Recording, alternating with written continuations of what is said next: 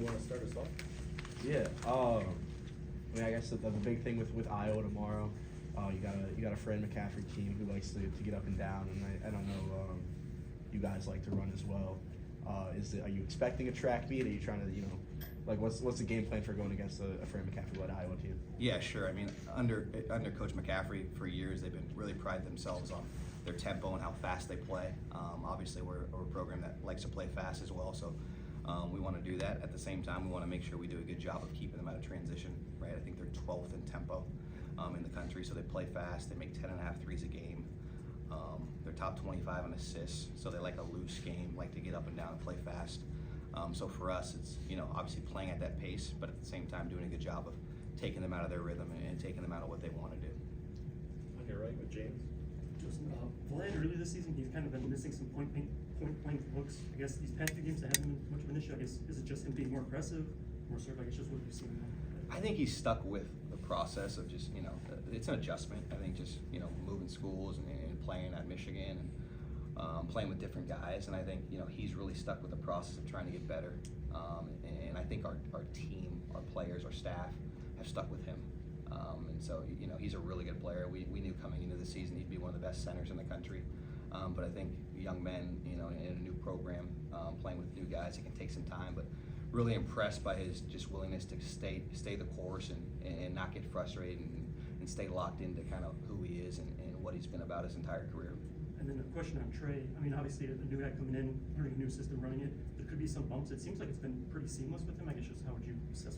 Yeah, I think early in the season, I think Dusty's done a really good job of being straightforward with what he expects from his point guards and how he wants him to play. And I think to Trey's credit, he's been really appreciative of that, and he's taken that to heart. And he's really embraced the role of connector and done a great job getting other guys involved. And he shot the ball at a really nice level for us as well.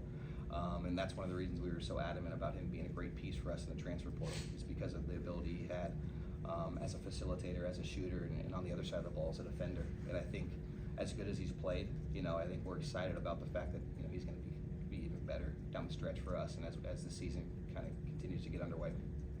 On your left with Tony. Yeah. So obviously now everybody naturally is kind of hopping on the Danny Wolf hype train in the 4, 5, and 0. And obviously I heard the Area 51 nickname, fantastic nickname. That's so elite.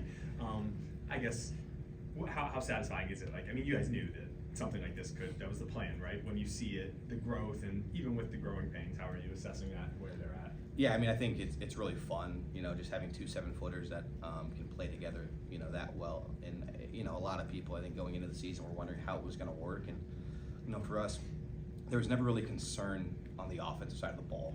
Danny has so much gravity as a shooter, as a decision maker, as a playmaker. Obviously, early in the season, he was struggling taking care of the ball.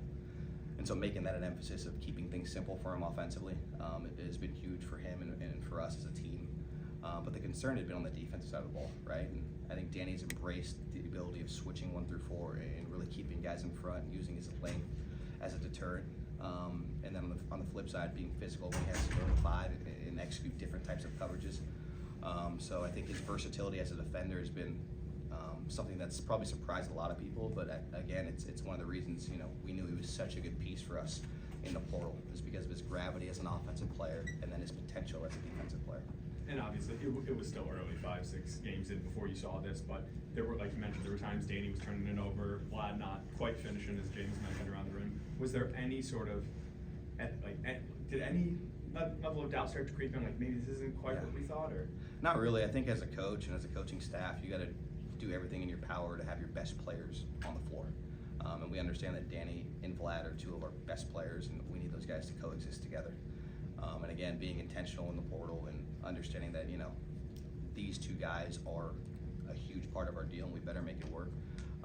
We just stayed the course and they stayed the course and they bought in and our entire team bought in and now we're starting to see a little bit of success. Right in the middle, coach with Andrew. You mentioned their success sharing the ball, Iowa. What's the key to, I guess, forcing them to play one-on-one and get them out of that offense? Yeah, I think we've been really good, this far in the season at limiting assists. I think we're 4th in assist rate defensively. So we need to it's going to be a battle of wills, so to speak. And I think they're 20 to 21 assists a game. We're 4th in the country in defensive assist rate. So we got to do what we do. It's going to be switching. It's going to be our ball screen coverage. But I think the biggest thing for their assist rate being so high is their transition attack.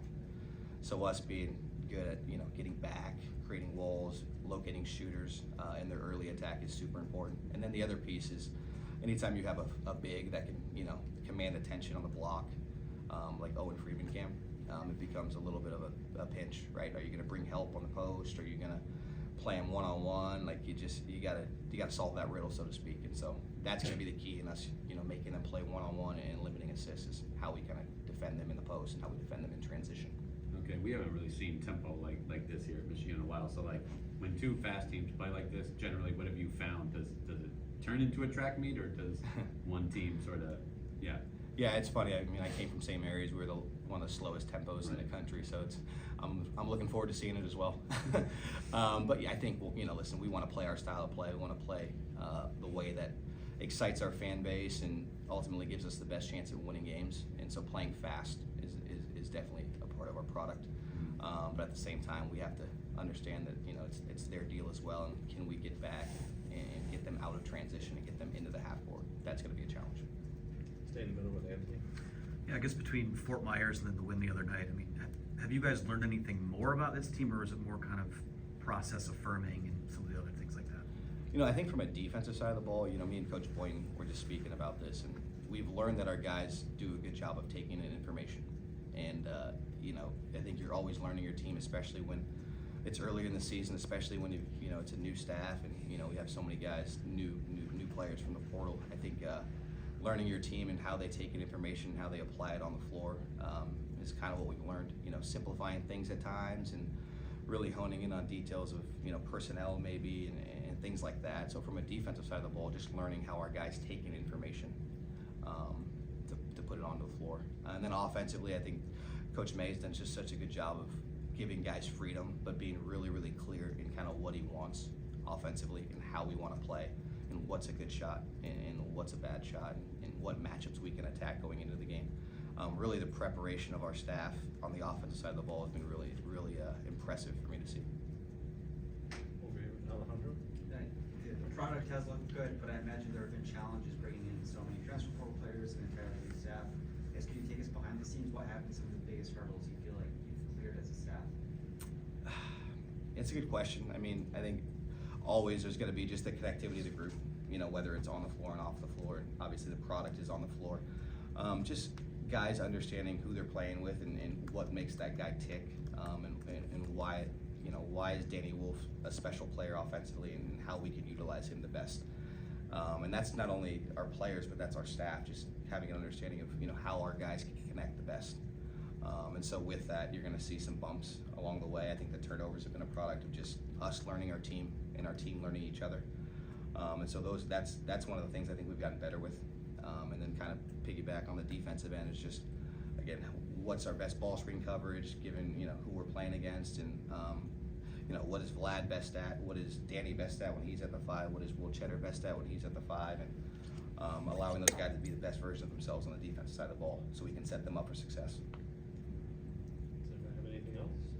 Go ahead, James. Just sticking with the defense, I know you and Mike kind of working on it. I guess just how would you assess the defense so far this season? I guess where do you feel like you've made the most progress? Yeah, it's me and Coach Mike and Coach Church.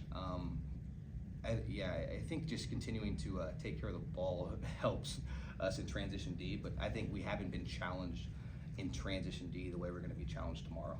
And I think for us in practice, we see it all the time, right? We see our team, we play fast, so we see our transition D. Just making sure we continue to get better at that.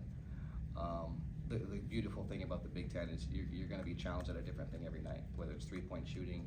Obviously, Wisconsin was heavy ball screen motion. Iowa's going to be a lot of transition, a lot of play out of the post. So just taking the bumps as they come and preparing every day for the challenges that will lie ahead this season. Go ahead, Andrew. Sanford and Dix, we've seen them before here, but they've got the 2 sophomores starting too from, I think they were high school teammates. I guess what have you seen from them and Iowa in general, I guess? Yeah, they really play well together. I mean, it's impressive. They have a great connectivity about them. Obviously, Owen Freeman is a load inside. special on the block. He's like I said, he presents problems because he's a good passer. He presents problems because if you don't bring help, he can crush you. So he's a really good player, really well rounded. And then their point guard, he's elite as a creator. Really has a good push, really has a good pace, really has a good tempo, and can really see the floor. So just doing a good job of keeping him in front, trying to keep him out of transition, trying to build walls, and then understanding that, you know, if he's not scoring, he's really setting the table for those guys and makes those guys the best version of themselves, which is what a point guard needs to do. So we got to get him under control, and we got to do a good job with Freeman as well. From Sam? Yeah, Coach, it's been about 2 weeks since the last home game, 2 ranked wins since then. Do you expect a little bit more noise in Chrysler tomorrow? I hope so. I mean, I think as you continue to watch our team, and the measure of a really good team is the ability to win in different type of ways. I think we won games where we played fast and put a lot of points on the board. I think we've won games where it's been a little bit grindy and we've had to do it on the defensive side of the ball, and we've won games where we've had to really take care of the ball. So just, I think the product on the floor is that of a product that Michigan can be proud of, and hopefully that reigns true tomorrow with our crowd. Coach, what about, you talked about stopping their transition, what about their three-quarter press off of a late pass? Yeah, I think it's probably built in so they can slow teams down a little bit. For us, it gets down to making sure you take care of the ball there. You gotta take care of the ball. And at the same time, being able to attack pressures is the best way to deal with it. So hopefully we can attack the pressure. I think Coach May and our staff will have a good plan of attack for that. But we want to attack their pressure. We don't want to allow them to slow us down. Anybody else? Okay, Coach. Thank you.